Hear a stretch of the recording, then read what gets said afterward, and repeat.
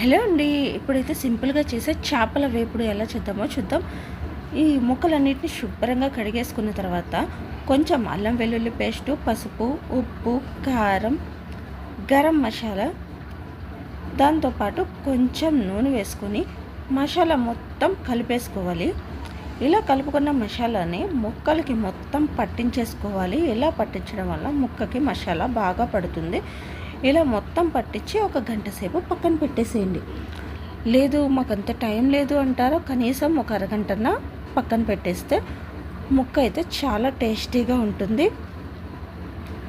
ఇప్పుడైతే దీన్ని పెనం మీద అయితే కాల్చుకుందాం.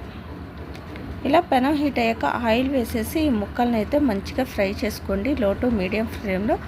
మీరు కళాయిలో కావాలనుకున్న కళాయిలో కూడా చేసేసుకోవచ్చు. అంతేనండి, సింపుల్గా ఫిష్ ఫ్రై అయితే రెడీ అయిపోతుంది. నచ్చితే లైక్ చేయండి.